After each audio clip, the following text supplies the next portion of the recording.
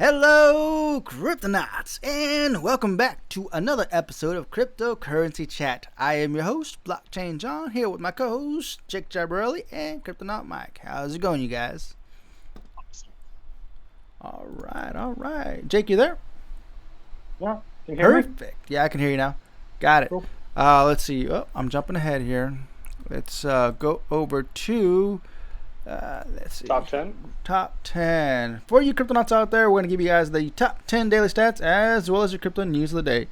All right, let's start off with number one, Bitcoin, settling at $45,755.02 with a 7-day gain of 15.1% and a market cap of $859 billion.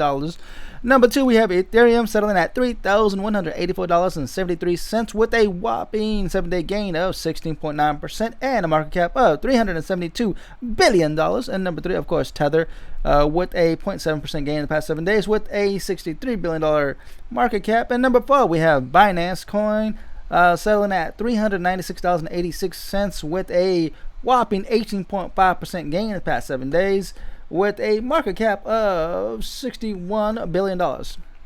Number five, we got Cardano settling at $1.83 with a whopping 7-day gain of 32.9%. Wow. With the market cap of $58 billion. XRP settling at $1.02 with another whopping 39.9% gain in the past 7 days with a market cap of $47 billion. And Dogecoin, yes, Doji, settling at 27 cents with another whopping. What's the word you use, Jake? There's a word to use. Ah, man, you always use this word. I forget. Huge enormous or... No, what is it? Gargantuan. No, it's not gargantuan. I forget the word. You had this word. I only hear you say it. You always say this word. I'm an old guy. I say old guy words. Old guy words. Oh, okay. So we got Dogecoin with a 7-day gain of 35.6% with the market cap of $35 billion. Number 8, USD coin settling at $1. What? With a 7-day gain of 1.1% with a market cap of $27 billion. Number 9, Polkadot settling at $21.67 with a 13% gain in the past 7 days and a market cap of $22 billion. Number 10, Uniswap settling at $29.26 with a 24.2% gain in the past 7 days and a market cap of $15 billion. Wow. What happened to Binance Coin? I don't know. It went down, it man. 10. I can't believe it. It's down in 12 now. Can you believe that? That's cray. Yeah, Solana and Bitcoin Cash. That's crazy, man. All right, Cryptonauts, your overall total market cap currently right now is at $1.980 trillion, up by 1.9% in the past. Oh, it broke $2 trillion. It already broke. It did earlier today. So. It did break $2 trillion. But as of right now, during this recording, it is at 980. It's okay. This is amazing. Look at these numbers. These are crazy numbers. Is this a bull run or is this a bull run? This is where if you didn't stack your sats early on when things were going sideways and down, then you're not really reaping these benefits right now. This is beautiful. Nope. All right, Doge. Start selling your Doge, man. Sell it before it goes back down. All right. Let's head over to Decrypt. Jake, I don't know if you're queued up for this first one, but you want to try to take this one? Sorry for the lies. Take on any one of the Bitcoin or the Doge one or the crypto market one. Which one am I talking about? You know what? I'll take the first one. The lies. I'll take the first one. You take the next one. Okay. Sorry for the lies. Andrew Hayward, written by Andrew Hayward. Sorry for the lies. Let's see here. As the market for the NFT digital collectibles rapidly expand, the crypto industry, I always mess up that word. Synonymous.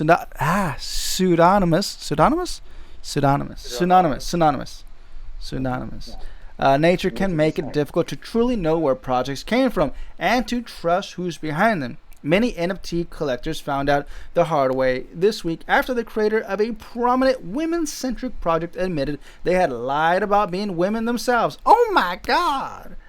I wonder what kind of women they are.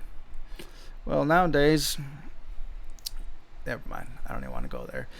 Fame Ladies Squad is an Ethereum-based NFT collection that launched in July, claiming to be the first female avatar project of all time, per its Twitter profile. For the uninitiated, NFT is a special type of cryptocurrency that can be used to demonstrate proof of ownership in digital items, and the market for them in the art gaming world has exploded over the last year. The run of 8,888 individual Fame Lady Squad NFTs, purportedly created by a trio of women, Cindy, Kelda, and Andrea, was quickly minted and snatched up by collectors.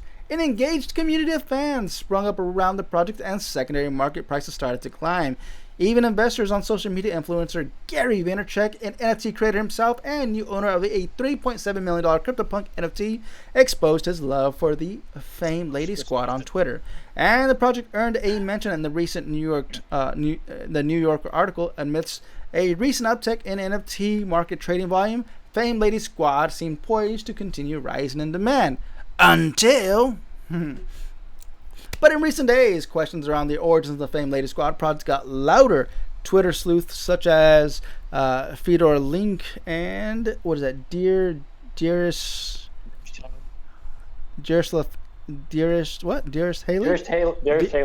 Haley, NFT Marty shared lengthy tweets that connected the dots between numerous recent NFT collectible projects that appears to come from the same source or share creators, including Cyber City Girl Clubs and Unicorn GG Club. What? So they got caught. That's what it is, man. They got caught. It is what it is, man. I'm sure they did pocket some change, right? Let's see. Coming clean. Although Fame Lady Squad developers initially pushed back, citing false statements and claiming jealousy from rival NFT creators, they eventually dropped the charade following increased pressures from the community and collectors. Yes, I love when the community comes together and they say, I found you. I am the real Inspector Gadget. I know what you're about. Okay, take off your feminine clothes? No, that doesn't sound right. Your mask. That doesn't sound right. Take off your mask. Take off your mask and spray all your coat. Oh, wait, don't do that. Sorry, man. Yeah, that's not. Anyways, we get it. They try to get away with it. I'm pretty sure they did. Anyways, all right, next one. Jake. Yep. Okay, so Bitcoin ransomware hackers hit Accenture, really big company, IT consulting firm brushes it off like nothing happened. Accenture is a Fortune 500 IT consulting firm with 500,000 employees scattered throughout the globe. That is, it's just the sort of company that could lose not just billions in revenue from a prolonged ransomware attack, but also credibility from other companies that rely on its cybersecurity expertise. The firm is reporting it repelled just such an attack from hacker group Lockbit on Tuesday evening, but not before the hackers accessed some files purportedly belonging to the company and began publishing them today. Cybercriminal outfit had leaked an extortion message saying it would be publishing data stolen from the company within a few hours, unless, of course, Accenture wanted to buy the databases themselves. The message suggested that company insider was responsible for the attack. Accenture was not interested, according to the company statement, though through our security controls and protocols, we identified irregular activity in one of our environments. We immediately contained the matter and isolated the affected servers, was the quote. Moreover, the affected servers are, according to Accenture, no longer affected. We're fully restored to our effective systems from backup. There was no impact on Accenture's operations or on our client systems. But Lockbit still went ahead and began publishing the roughly 2,400 files, indicating that Accenture likely made no attempt to purchase the stolen data. It's unclear how sensitive that data is. And there's a bunch of tweets here. Ransomware is simply software designed to lock out users out of their computers or their networks until they hand over money to unlock it, usually Bitcoin or some other cryptocurrency. Lockbit has been around since about 2019 and is known for using targeted attacks to spread across networks without manual intervention, according to Kaspersky, the major cybersecurity firms out there, hackers may try to gain access via brute force methods that can crack weak passwords or malware that steals data. According to statistics from European ransomware support, before crypt, not pre-decrypt, the average lockbit ransom is about $33,000 in Bitcoin. Not terribly high, probably something that they realize that if they go a little lowball on it, that most people will pay. Because if you ask for $1 billion, $1 billion. it's probably not going to be a paid thing, unless it's maybe a human life. But yeah, it's funny thinking about Accenture, just from personal experience. I actually used to work for a data center that hosted a good chunk of Accenture stuff. So I've worked on their stuff before. Mm-hmm. Would I say it was super secure? No. So I'm not surprised that Lockbit attacked them. You know how there's been a lot of crypto laws not being highlighted right now. This is one of those things that I wouldn't mind people being protected, or there being more focus on protecting the consumer, and especially when they get hit with ransomware. This is something that I would support if there can be some sort of arrangement and laws passed where if software ends up being an issue, not the consumer, then the software company should be liable for someone's crypto, I think. Right. Yeah, I can see your point with that. It's like and I'm not talking about fiat, because this is where Mt. Gox screwed over a lot of people. Mt. Gox is paying people back in the original fiat at the time of the hack, not their crypto, not their Bitcoin that they lost during that attack. Right. That's brutal. That's horrible, man. Mm-hmm. Probably because they couldn't afford the actual difference. But it kind of makes sense, right? Yeah. That sucked. So it's like, well, that's the reason we always talk about Celsius, because Celsius offers insurance. Mm-hmm. Mm-hmm. Absolutely. Referral link below. Check out Celsius Network. All right, Mike, do you want to take on the Dogecoin? Sure. Right. Dogecoin's up 41% today. This article is from Andrew Hayward. Oh, that's right. That's pretty much it. It's just up 41% today, or 41%. Yeah, no, it really went up quite a bit. Obviously, it lost that huge amount back in May when Elon Musk busted it out all over. Lost almost 100% of its value. Mm-hmm. But it was still a crazy surge up. And I mean, the fact that it's back up almost 30 cents from, what was it, like 20 cents not a week ago? So anybody who was holding Doge at like 20 or 25 is probably very happy right now. Would you say it is a buy, hodl, or sell for Doge? Because what is it? That depends on the individual. Good answer. If you want to hold it for the lulls, if you're new to it, whatever. If you haven't experienced getting wrecked yet, it's a good coin to get wrecked on. All right. I would say Doge is a buy right now, even though it's up a lot. And the reason I say that, I mean, I'm sure it's going to dump probably back down to like 25 in the very near future. But I know so many people who hold Doge who are crypto muggles. They're I don't want to call them dumb. They're not dumb. They just don't know, right? Oh. But this is their entrance. This is their entrance to crypto. Doge is their entrance. Oh, I remember the word. I remember the word. Before I forget, the word that you always say, Jake. And I'm going to go back to the market cap because it's been going up gobs and gobs amount of fiat, man. Gobs and gobs. Gobs and gobs. Gobs. Yep. A lot of gobs. That's the word I used. You're right. All right, let me take the next one. Written by Andrew S. McCall. Crypto market tops $2 trillion again with Bitcoin and Ethereum leading the way. As Bitcoin and Ethereum stage a comeback, the market capitalization and the entire crypto market crawled back above $2 trillion today for the first time since May 19th, according to data from CoinGecko. Don't forget to collect your daily candies. Bitcoin is up by more than 20% last week, currently changing around 46.5. Okay, Ethereum is working on the London hard fork last week. outperformed BTC in regards to percentages, of course. And of course, a lot of other altcoins are growing. BNB, XRP, Polkadot, Solana, and Litecoin. I have a Litecoin bag, so I am watching Litecoin for the time being. I don't plan on selling. Like I told you guys from the get-go, I am hodling for at least another 10 years. Minimum 10 years. So I like to see it go up, and I like to see it go down, and I like to see it go back up. Why? Because Celsius Network still pays me every single week in compounded interest. Check out the referral link below. Anyways, yeah, everything's going up. Looking good. Market cap is amazing. Next news article. Go ahead. Actually, this is a good one. Jake, take this one. SEC chairman. This is from Scott Cipollina. Title being, SEC chairman demands more authority to regulate crypto industry. Like a jerk that he is.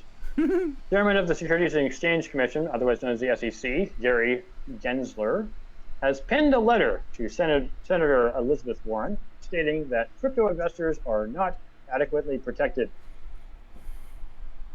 He's probably right, but the letter is in response to a separate letter written by Senator Warren on July 7, 2021, where the senator raised concerns about consumer protections in the cryptocurrency industry. Quote, in my view, the legislative priority should center on crypto trading, lending, and decentralized finance platforms. Regulators would benefit from additional plenary authority to write rules for and attach guardrails to crypto trading and lending, Gensler wrote.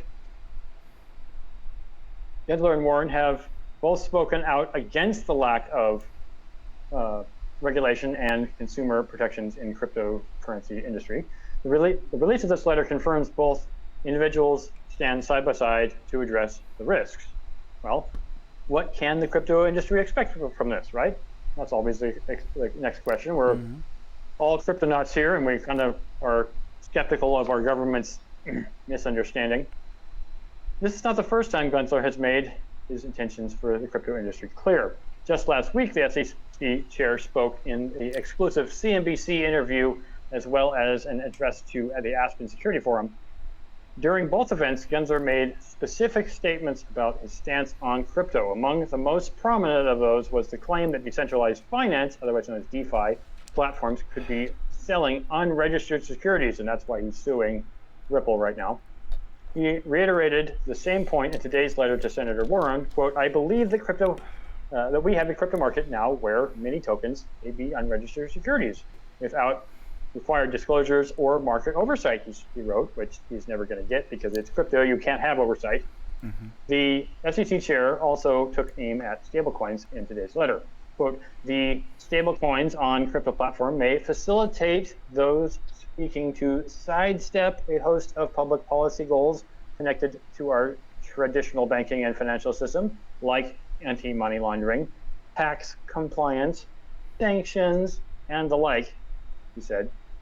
Gensler's letter responded to one of Senator Warren's chief questions on the current state of the crypto industry, whether there was any difference between traditional security exchanges and crypto exchanges. In any case, he's not wrong, and that's the reason I'm saying I don't necessarily disagree with him about crypto, people investing, but I really, really, really, really, I can't think of the guy's name, the father of all modern finance, economics, not finance. I'll pull his name up later. But he predicted that this was what was going to happen with the new e-currency concept once it actually came about. And of course, they're going to try to control it. And they can't. I mean, they're going to try to put pressure on people who hold coin, but like Monero, you can't always get what you want. So, yep. I understand his concern, but he needs to buck the fuck out. Pardon my French. But I really wish that the government would just step aside and not worry about this stuff quite so much. It's like, just treat it the way that the 2018 tax laws treated it. It's just another asset. Just treat it that way. Yep. All right, next one, written by Liam Frost. Poly Network hacker repays millions, says ready to return the fund. The attacker responsible for yesterday's $600 million hack of decentralized finance interoperability protocol Poly Network sent nearly $5 million worth of crypto back to the project. Earlier today, Poly Network developers told the hacker via a message attached to an Ethereum transaction that they are preparing a multi-signature address controlled by known Poly addresses. They also listed 3 wallets to which the hacker could return the funds. Okay. Interesting. There's 3 of them: Ethereum, BSC, and Polygon. The attacker has transferred about $2.1 million in crypto to 2 of these addresses. First, they sent a total of 1,010,100 USDC stablecoins to a wallet on the Polygon blockchain. About an hour later, they followed up with a transaction of 23.88 BTCB, a token pegged to the price of Bitcoin that worked on the Binance Smart Chain network with roughly $1.103 million at current prices. Lastly, the hacker just sent over $2.65 million to the Ethereum wallet provided by Poly Network, 259 billion Shiba Inu tokens, and 616,000 FEI USD stablecoins.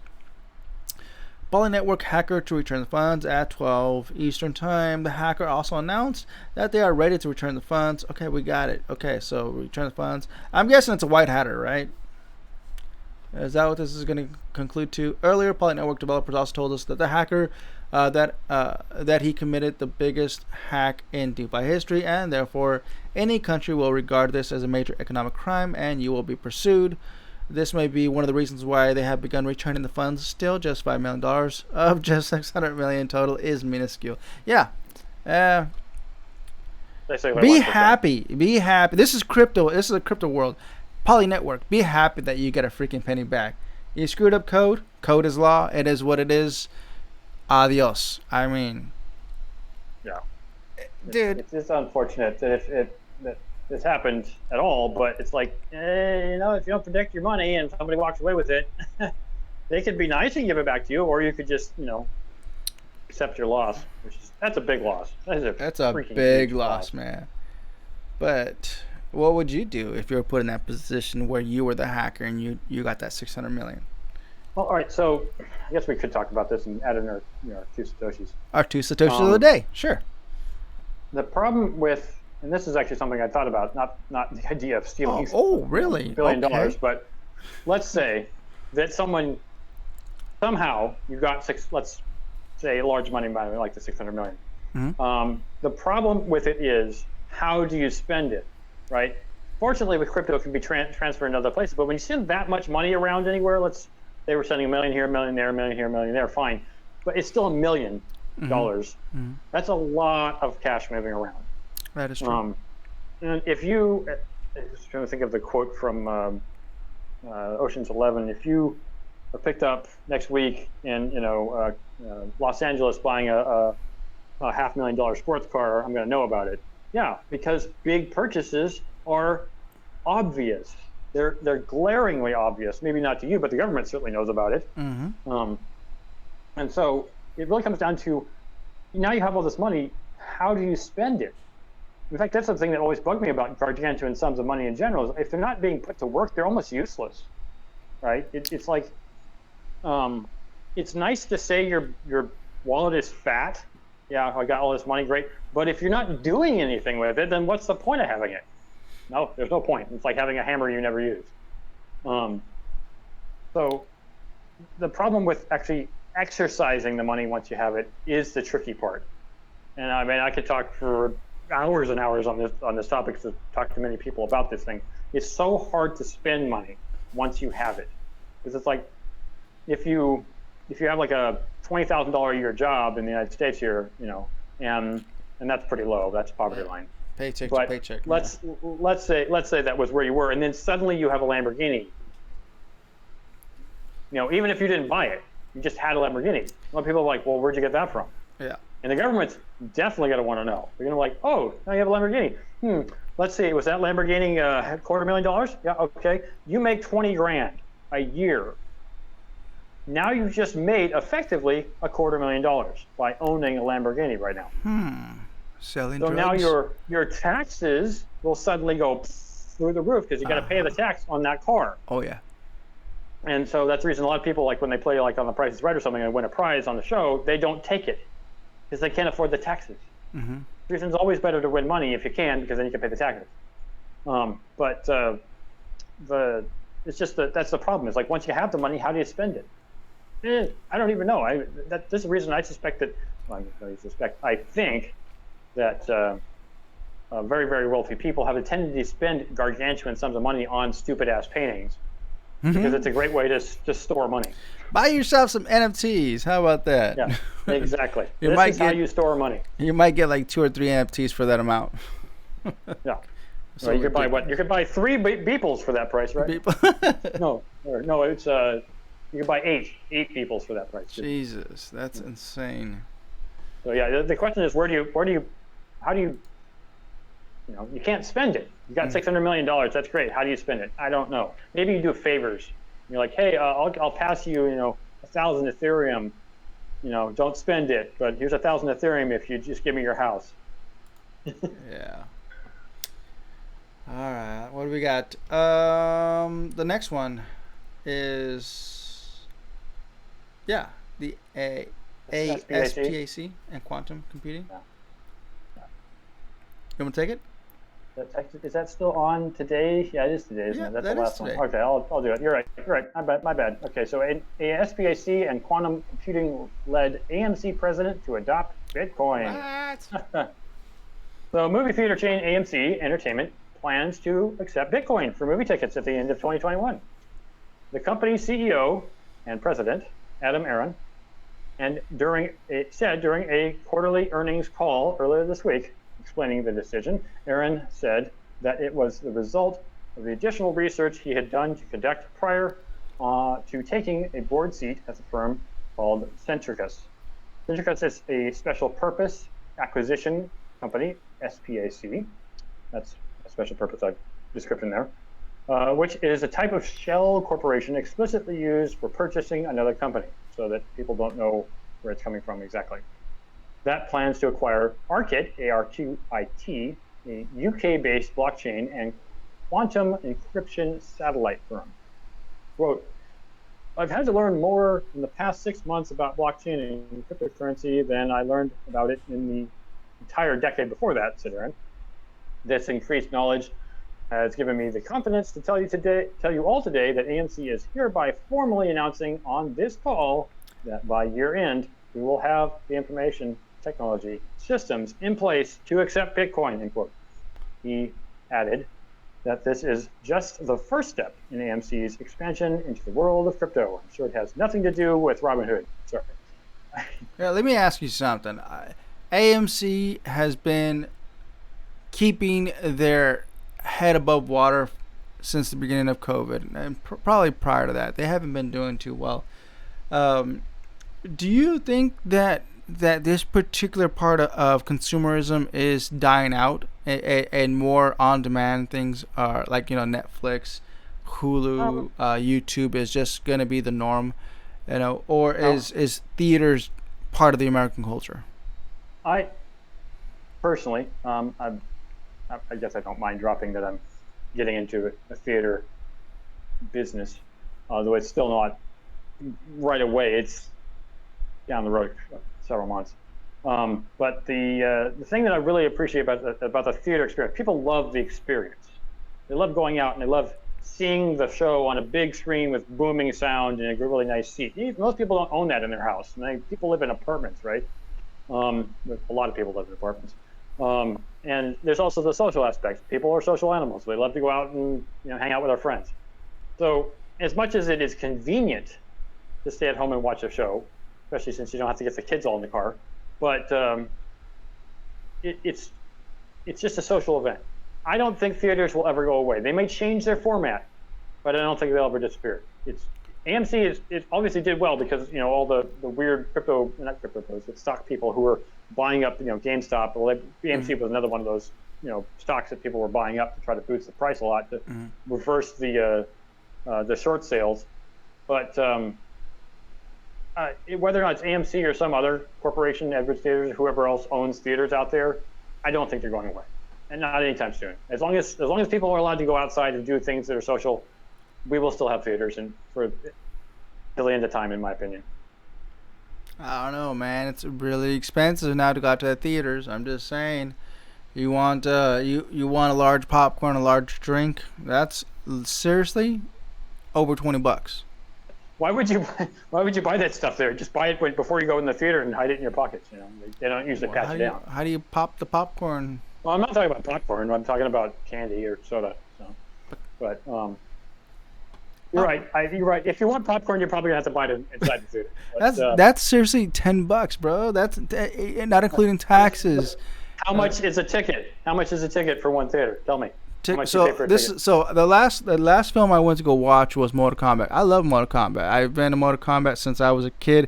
I loved it when I was playing on the Super Nintendo. Played pretty much all of them. So I went to go watch the newest generation of combatants on the big screen. I just had to.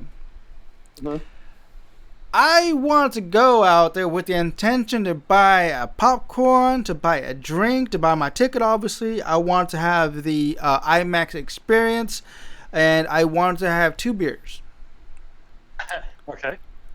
Did I say hot dog in there? I wanted the hot dog as well. That didn't happen. I bought the ticket, and I bought a soda and popcorn, and that was over $40. Yep. The last time I went to the theater with friends, I think we spent $80 together, and I was just like, "Oh man, this is expensive." That's expensive, man. That's crazy. It's like, can I just work here part time, just pay off my debt, because this is expensive, man. Yeah, exactly. And that's why I don't tend to buy food when I go to the theater. I just get this like I've probably got $300 in AMC movie ticket gift cards from family and friends over the years. I just haven't been going to the theater.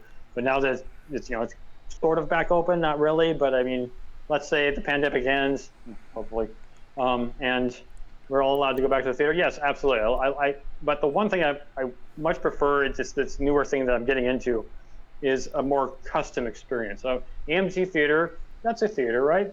Edwards theater, that's a theater. There's lots of different theater types out there. The ones I like now are the dinner theaters, where it's like you can order a beer, you can order a steak, and then watch the movie too. And then you don't have people kicking your seats or kids screaming in your ear on the side, people talking on their cell phones. So I'm not trying to advertise, but this is the way I think theaters are going in the near future. It's going to be more of the experience theater instead of just the hang out with your buds. That's the reason why I intentionally want to pay the premium for the IMAX experience, because it is the experience. I mean, you're getting the best comfy couch. I don't have that couch in my house. That couch is there in the theater. It is one of the most comfortable couches. If you don't like the film, guess what? I'm going to take a nap. That's what I'm going to do. And sound quality is amazing. No comparison to any other room. The video quality when it comes to IMAX films, wow. The visuals on IMAX is just, there's no comparison. So that's why I wanted to pay the premium. I could have paid the $14 version of it for just a standard. Was it $14-15? But I said, let me just pay the extra dollars to get the IMAX experience. I love IMAX. But yeah, I didn't get my hot dog or my beer. That's unfortunate. Or my little snickerdoodles. That was just too much. That was gobs and gobs of money, bro. All right, let's go ahead and wrap this up, man. It was nice chatting. Cryptonauts, make sure you check us out on YouTube and Discord. Definitely on Discord, because Friday is coming up here in a couple days. And we have DJ Pun Jedi that is doing, I think he's doing EDM this weekend, or this Friday. And it gets pretty hot in there, There's a lot of free crypto airdrops. You want free crypto? Check it out. He's awesome at what he does. I highly recommend it. On top of that, it looks like we do have a steady schedule now on these podcast episodes, Sunday and Wednesday. So that's, keep an eye out for that. What else? YouTube, we're hitting up Reddit. We're actually going to read some articles from Reddit that I wrote, but look at Reddit's not working. So here it is. Here's proof. It is recorded. Reddit.com is not working, so we decided to go back to our old ways and use Decrypt, which they are hiring. We are hiring. Yep. So there you go. Anyways, Cryptonauts, with that said, stack, sats, and HODL. Adios.